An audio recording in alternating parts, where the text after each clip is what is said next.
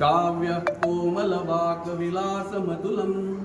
मन्दोमुदो सर्वदा राहुर्बाहुबलं विरोधशमनं केतुः कुलस्योन्नतिम् आपदामपहर्तारं दातारं सर्वसम्पदां लोकाभिरामं श्रीरामं भूयो भूयो नमाम्यहम्।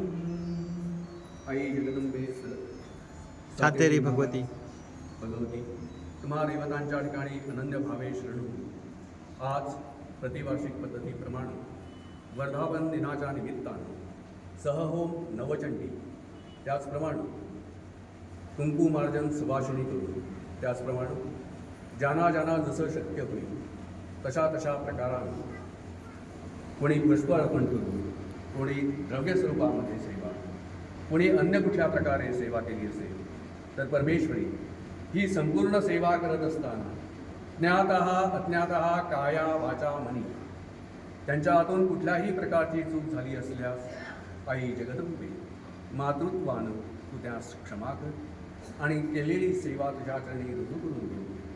या सेवेतून तू सुप्रसन्न हो, संतुष्ट हो, वरदाता अशा प्रकारची प्रार्थना ही सगळी मुलं, त्याचप्रमाणे महाजन, त्याचप्रमाणे इथले ग्रामस्थ, तुझे भक्त,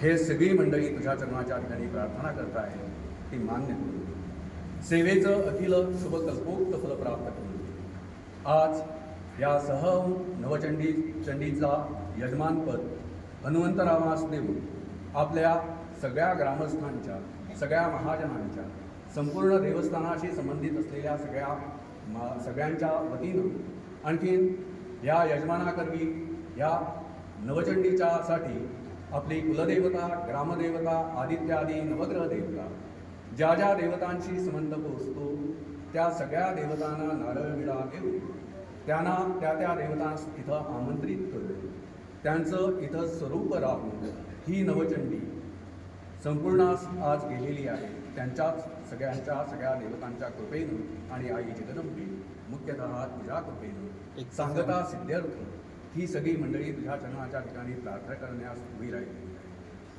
आज या ग्रामातून म्हणा किंवा या सगळ्या भक्तजनांनी प्रत्येकाच्या कुटुंबातून चाललेले उद्योग, धंदे, व्यवसाय, नोकरी यामध्ये यशकीर्ती, समृद्धी प्राप्त करू। त्याचप्रमाणे वेगवेगळ्या ठिकाणी यांची लहान मुलं किंवा तरुण मुलं परदेशामध्ये म्हणा, परराज्यामध्ये म्हणा, वेगवेगळ्या ठिकाणी आणखीन शिक्षणाच्या निमित्त त्या ठिकाणी वास्तव्य करून असतील किंवा जगून येत असतील, या आईवडिलांच्या मनामध्ये ज्या काही चिंता असतात की मुलं बाहेर गेली, आणखीन साम्प्रत काळानुसार असणारी वेगवेगळ्या प्रकारची व्यसनं, या सगळ्यापासून त्यांचं रक्षण व्हावं, आईवडिलांच्या मनामध्ये जो हेतू आणि इच्छा ठेवून ती मुलं परदेशासारख्या ठिकाणी म्हणा किंवा परराज्यामध्ये किंवा ह्याच राज्यामध्ये शिक्षणासाठी गेलेली असतील त्या ठिकाणी त्या योग्य असे गुरु, सुसंगती प्राप्त व्हावी अशी कृपा करा। त्याचप्रमाणे आज काही मंडळी आता काळानुसार वार्धक्यामध्ये चाललेली आहे। ही सगळी मंडळी वार्धक्यात जात असताना पंचेंद्रिय असणारी त्यांची शिथिल होत जातात। परमेश्वरी तीही सदृढ ठेव, जेणेकरून ते आपला पहिलं दिन योग्यरित्या पार करू शकतील अशी कृपा कर। त्याचप्रमाणे आजच्या या नवचंडीच्या अनुष्ठानानं प्रत्येकाच्या कुटुंबात वास्तूमध्ये सतेजता प्राप्त झाली, स्वास्थ्य प्राप्त झालं असा तुझा महिमा दर्शन होतो। जे काही तुझ्या चरणाच्या ठिकाणी त्यांनी प्रार्थना केल्या असतील, ज्या काही त्यांच्या इच्छा अपेक्षा असतील त्या परिपूर्ण करून दे।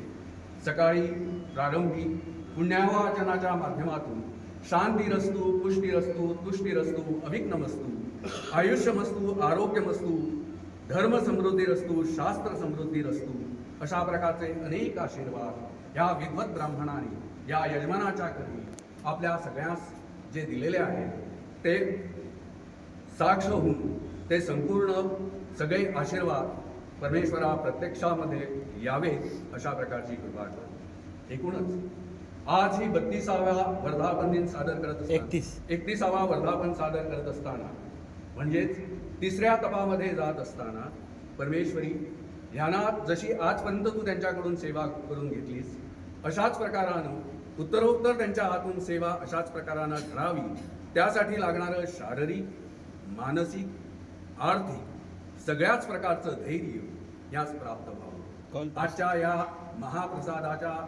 प्रसादाच्या ग्रहणानं शरीरामध्ये उत्पन्न होणारे कफ, वात, पित्त यापासून होणारे जे काही दोष आहेत या सगळ्या दोषांचं निर्मालन व्हावं अशी कृपा कर.